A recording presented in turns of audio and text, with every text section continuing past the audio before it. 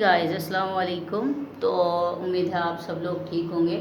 Last previous lecture में जो हमने डिस्कस किया था, हमने मॉलिक्यूल को डिस्कस किया था और मॉलिक्यूल में हमने कहा था कि भाई मॉलिक्यूल किस तरह से बनता है। हमने कहा केमिकल कम्बिनेशन होता है एटम का एक दूसरे एटम के साथ, उससे हम क्या कह देते हैं कि मॉलिक्यूल बन जाता है। ठीक है, लेकिन ये याद रखना है कि केमिकल कम्बिनेशन होता है। ठीक है, केमिकली एक एलिमेंट दूसरे एलिमेंट के साथ मिल रहा होता है, देन हमारे पास क्या बनता है, मॉलिक्यूल बनता है। ठीक है, आज उसके बाद हमने जो है टाइप्स को डिस्कस कर लिया था। मॉलिक्यूल की टाइप किस तरह से जो होती हैं, उसके हमने कहा था कि दो तरह से होती हैं। एक होता है किस तरह से मॉलिक्यूल को करेक्टराइज किया जाता है, एक और नंबर ऑफ एटम्स की बेस पे, और दूसरा जो है हम कहते थे कि उनको टाइप्स ऑफ एटम की बेस पे। ठीक है, नंबर ऑफ एटम्स में हमने डायटॉमिक, मोनोएटॉमिक, ट्राइएटॉमिक, टेट्रा और जो है पेंटा, ये सारी डिस्कस की थी एटॉमिक।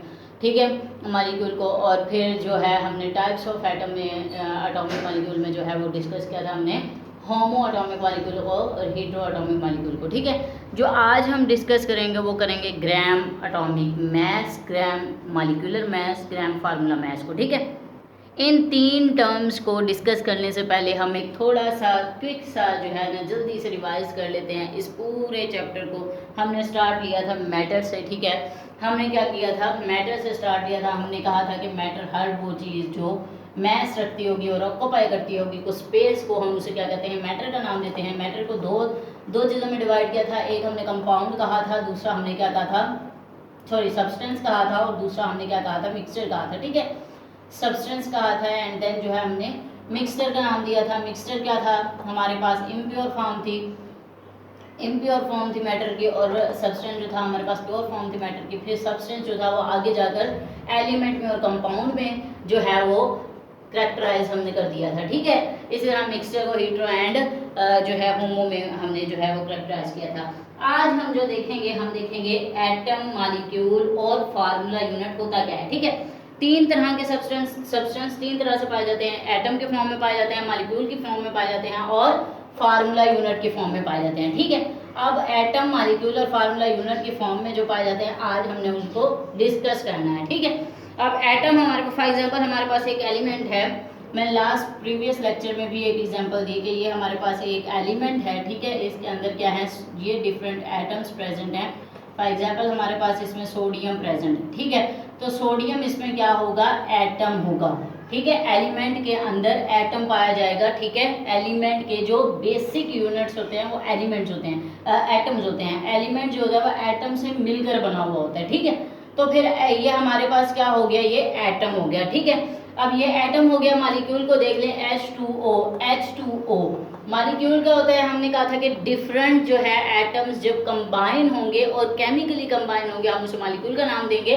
जैसे कि हाइड्रोजन, ऑक्सीजन हमारे पास मिक्सअप हो रहे हैं केमिकली, जो है हमारे पास कोवलेंट बॉन्ड बना रहे हैं, जिसके नतीजे में हमारे पास वाटर बन रहा है। तो इसका मतलब है कि ये हमारे पास क्या है, मॉलिक्यूल है। वाटर क्या हो गया, हमारे पास मॉलिक्यूल हो गया। थर्ड हमने जो है डिस्कस किया था जब हम स्पॉन्टेनियस नॉन स्पॉन्टेनियस रिएक्शंस को रीड कर रहे थे, तब हमने डिस्कस किया था NaCl को। ठीक है, हम जा रहे हैं अब उसकी तरफ, फार्मूला यूनिट की तरफ। ठीक है, फार्मूला यूनिट हमने कहा था कि NaCl जो है उसमें क्या क्या होता है, उसमें जो सोडियम होता है अपना बैरूनी इलेक्ट्रॉन जो होता है वो क्लोरीन को दे देता है। ठीक है, जो है एक आउटर मोस्ट शेल में, क्योंकि सोडियम के 11 इलेक्ट्रॉन होते हैं और क्लोरीन के 17 होते हैं, तो इसको अपना जो है ऑक्टेट रूल कंप्लीट करने के लिए 7 इलेक्ट्रॉन्स की जरूरत होती है। तो ये क्या करता है, ये पूरा अपना एक इलेक्ट्रॉन ही दे देता है। ये कहता है कि मैं 6 लेता नहीं हूँ, बल्कि मैं अपना एक दे ही देता हूँ, ज़्यादा मेरे लिए ऐसे रहेगा। और इसी तरह क्लोरीन जो होता है वो कहता है कि, तो सोडियम जो होता है वो कहता है कि भाई मैं अपना एक इलेक्ट्रॉन दे देता हूँ, मेरे लिए ज़्यादा आसान है, बजाय इसके कि मैं अपना ऑक्टेट रूल कंप्लीट करने के लिए 7 इलेक्ट्रॉन कहीं से लूँ। ठीक है, इसी तरह सोडियम जो होता है उस पर पॉजिटिव 1 चार्ज आ जाता है, और जो क्लोरीन होता है वो क्या करता है, कंप्लीटली इलेक्ट्रॉन को ले लेता है, जिसपे क्या होता है, नेगेटिव 1 चार्ज आ जाता है। ठीक है, अब होता क्या है, Na+ और Cl- बनते हैं। ठीक है, Na+ और Cl- आपस में इलेक्ट्रोस्टैटिक फोर्सेस के जरिए से इनमें बॉन्ड बन जाता है। ठीक है, जिसे हमें NaCl कह देते हैं। ठीक है, फॉर एग्जांपल अब हमारे पास ये जो आयन है, ये हमारे पास ये आयंस की फॉर्म में जो हमारे पास मैस आता है, जो आयंस की फॉर्म में हम लेकर आते हैं उसे हम फार्मूला मैस कह देते हैं, या फिर यूनिट कह देते हैं, फार्मूला यूनिट कह देते हैं। सही है, तो ये तो था हमारे पास छोटा सा शॉर्ट सा इंट्रोडक्शन जो हमने देख लिया कि मॉलिक्यूल क्या होता है, फार्मूला यूनिट क्या होता है और एटम क्या होता है। सही है। अब आते हैं हम अपने मेन टॉपिक की तरफ। ग्राम एटॉमिक मास क्या होता है, मॉलिक्यूलर मास क्या होता है, फार्मूला मास क्या होता है। ठीक है, हमने किसी भी चीज़ को कंपेयर करने के लिए हमने कहा था कि AMU हम लोग यूज करते हैं यूनिट को। AMU का मतलब क्या होता है, एटॉमिक मास यूनिट। ठीक है, एटॉमिक मास यूनिट होता है AMU। ठीक है, इसके अलावा भी डिफरेंट वेज होते हैं जिनके ज़रिए से हम इनको यूनिट दे सकते हैं। जैसे कि ग्राम भी होता है, जब हम किसी भी शॉप पे जाते हैं तो हम कहते हैं कि हमें इतने ग्राम चीज़ चाहिए। ठीक है, इसी तरह से जब हम AMU के इक्वल भी होता है, ग्राम भी होता है। ठीक है, अब पहले तो हमें ये पता होना चाहिए कि एटॉमिक मास क्या होता है। हमने कहा था कि प्रोटॉन और न्यूट्रॉन जो होते हैं वो न्यूक्लियस के अंदर प्रेजेंट होते हैं, और न्यूक्लियस के अंदर प्रोटॉन और न्यूट्रॉन की प्रेजेंस जो होती है उसको हम क्या कहते हैं, जितने भी प्रोटॉन हो गए, जितने भी न्यूट्रॉन हो गए, हम इसके सम को जो है वो एटॉमिक मास का नाम दे देते हैं। ठीक है, अब एटॉमिक मास, फॉर एग्जांपल हमारे पास सोडियम का एटॉमिक मास 23 है। ठीक है, हमारे पास सोडियम एक क्या है, एटम है। ठीक है, एटॉमिक मींस एटम, ग्राम मींस हमने ग्राम में लेना है मास को। ठीक है, सोडियम है, सोडियम का एटॉमिक मास हमारे पास कितना होता है, 23। ठीक है, इसमें प्रोटॉन्स और न्यूट्रॉन्स की मिक्सअप करने से, सम करने से जो तादाद हमारे पास आती है, ऐड करने से जो तादाद आती है वो हमारे पास 23 होती है। तो अब सोडियम का जो ग्राम एटॉमिक मास हो गया वो हमारे पास 23 ग्राम्स हो गया। अब ग्राम होता क्या है, ग्राम एटॉमिक मास। एटॉमिक मास क्या होता है, एटॉमिक मास तो ये हो गया भाई किसी भी एलिमेंट में मौजूद एटम के, ठीक है, एटॉमिक मास को हम क्या कहते हैं, वो हम कह देते हैं वो एटॉमिक मास है। ठीक है, एटम के मास को कह देते हैं हम, किसी भी एलिमेंट में मौजूद एटम के मास को हम एटॉमिक मास कह देते हैं। अब उसी एटॉमिक मास को, अब देखो ना, किसी एलिमेंट में मौजूद एटम के, ये हमारे पास एलिमेंट है, इसमें मौजूद ये एटम्स है हमारे पास, फॉर एग्जांपल सोडियम ले रहे हैं हम। ठीक है, तो किसी भी एलिमेंट में मौजूद एटम के एटॉमिक ग्राम एटॉमिक मास को हम क्या कहते हैं, ग्राम एटॉमिक मास जो होता है वो इक्वल होता है AMU के। सही है, तो वो सोडियम जो है उसका 23 ग्राम जो होता है हमारे पास एटॉमिक मास होता है।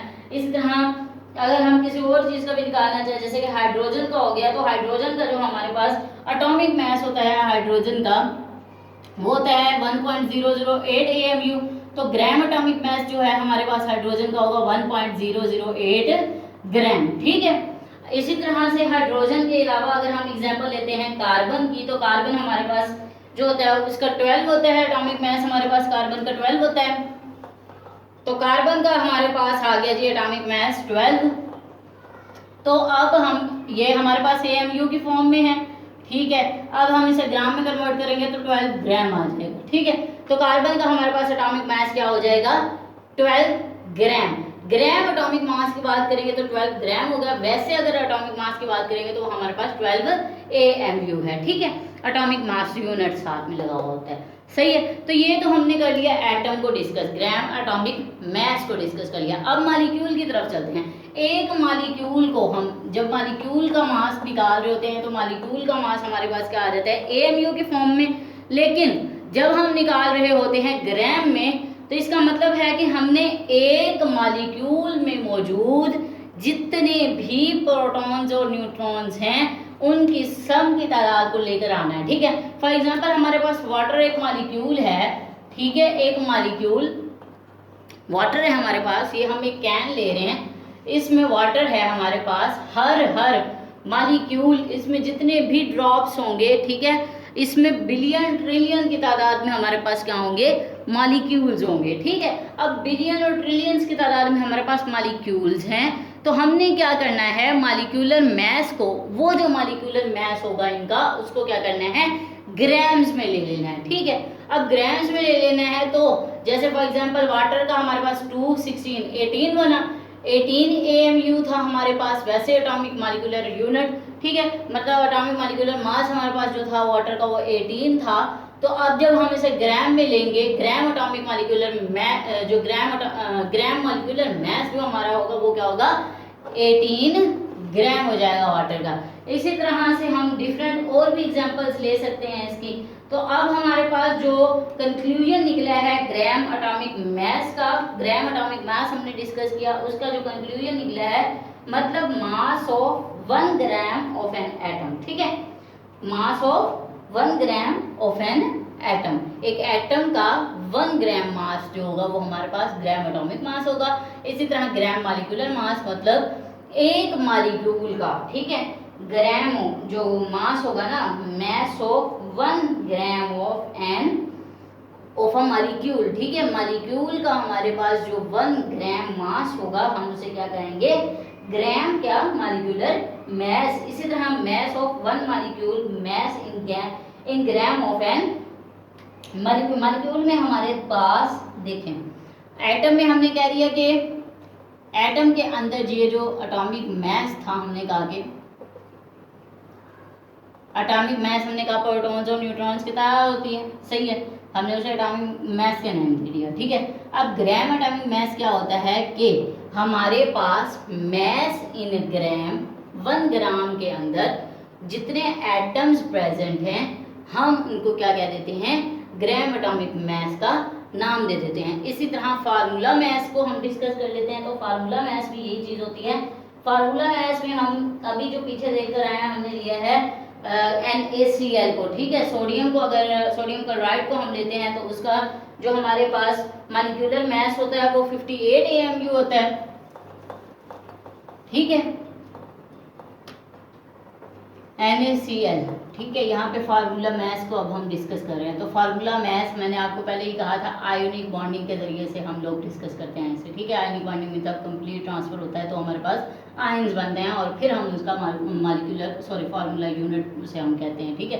तो इनका फार्मूला मास होता है हमेशा, सही है। हर वो चीज़ जो आयन में कन्वर्ट होगी उनका फार्मूला मास होगा, ठीक है, और जो आयंस में कन्वर्ट नहीं हो सकते होगी उसे हम क्या कहेंगे, मॉलिक्यूलर मास उसका आ जाएगा, ठीक है।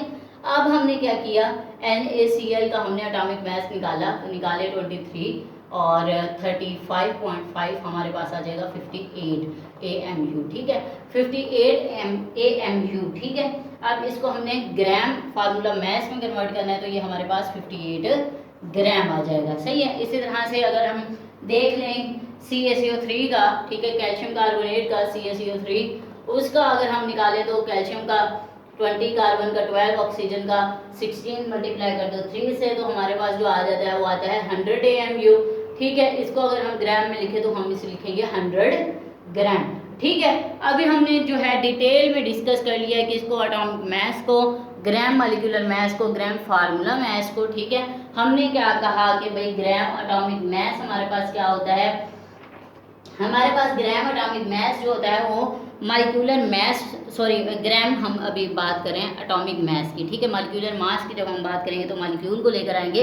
अभी हम क्या कर रहे हैं, एटम की बात करें, एटॉमिक मास को लेकर आएंगे। तो ग्राम एटॉमिक मास जो होता है ना वो मास of 1 gram of an atom, atom के 1 ग्राम का जो मास होता है उसे हम क्या कहते हैं, ग्राम एटॉमिक मास कह देते हैं।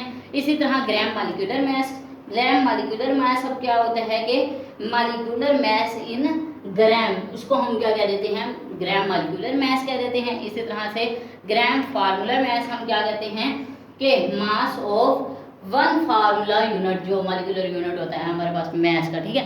अब हमारे पास ग्राम फार्मूला मास क्या हो जाता है कि मास ऑफ 1 फार्मूला मास यूनिट, ठीक है। 1 फार्मूला मास यूनिट के मास को हम ले रहे हैं ना तो ग्राम में, ठीक है, तो फिर वो क्या बन जाएगा हमारे पास, ग्राम फार्मूला मास बन जाएगा। तो ये हमारे पास था, डिटेल में डिस्कशन थी किसकी, ग्राम एटॉमिक मास की, ग्राम मॉलिक्यूलर मास की एंड ग्राम फार्मूला मास की, ठीक है। एटॉमिक मास को हमने डिस्कस किया एटम के मास के साथ, ठीक है, उसको ग्राम में लेना है। मॉलिक्यूलर मास में हमने मॉलिक्यूल को डिस्कस किया, उसके मास को जो है हमने ग्राम में लेना है। और ग्राम फार्मूला मास में हमने क्या किया, फार्मूला यूनिट को डिस्कस किया और हमने कहा कि उसके फार्मूला यूनिट के जो मास होता है उसको हमने क्या करना है, ग्राम्स में ले लेना है, ठीक है। तो ये थी हमारे पास सिंपल सी ट्रिक्स, और ये जो है हमसे अक्सर शॉर्ट क्वेश्चन में पूछ लिया जाता है कि ग्राम एटॉमिक मास क्या होता है, ग्राम मॉलिक्यूलर मास क्या होता है, ग्राम फार्मूला मास क्या होता है, और हमें जो है एक कोई ना कोई कंपाउंड या फिर कोई ना कोई आयन या फिर कोई ना कोई मॉलिक्यूल दे दिया जाता है और कहा जाता है कि इसका जो है मास फाइंड आउट करें। तो आपने बिल्कुल भी कंफ्यूज नहीं होना, सेम वही जैसे हमने एटॉमिक मास, जिस तरह से मॉलिक्यूलर मास और फार्मूला मास वो हमने निकाला था, सेम इसी तरह से हम इधर भी निकालेंगे, ठीक है। और एटॉमिक मास को ही यूज़ करेंगे, कैल्शियम का एटॉमिक मास, सोडियम का, क्लोरीन का एटॉमिक मास, हाइड्रोजन का और ऑक्सीजन का, कार्बन का, ठीक है। हर जगह पे हम एटॉमिक मास को यूज़ करेंगे, ठीक है। अब फार्मूला मास में यूनिट जो बन रहे हैं हमारे पास, फार्मूला यूनिट वो भी तो एटम्स के ही हैं, मॉलिक्यूल जो बन रहा है वो भी तो एटम्स का ही बन रहा है हमारे पास, ठीक है। तो इसीलिए आपने एटॉमिक मास पे जो है अच्छे से ग्रिप रखनी है। हमने एटॉमिक मास कहा था कि भाई एक तो उसमें एटम के न्यूक्लियस में प्रोटॉन जो प्रेजेंट होता है प्रोटॉन्स उनको, और जो प्रेजेंट होते हैं न्यूट्रॉन्स उनकी तादाद को हम क्या कह देते हैं, उनके सम को हम क्या कह देते हैं, एटॉमिक मास कह देते हैं, ठीक है। तो ये थी हमारे पास complete discussion gram atomic mass, gram molecular mass और ग्राम फार्मूला मास के बारे में, ठीक है। Thank you so much. अगर अभी भी कोई कन्फ्यूजन है, कोई क्यूरी है तो काइंडली जो है आप कमेंट सेशन में पूछ लीजिएगा, ठीक है। Thank you so much. अल्लाह हाफिज़, फ़ी अमान अल्लाह।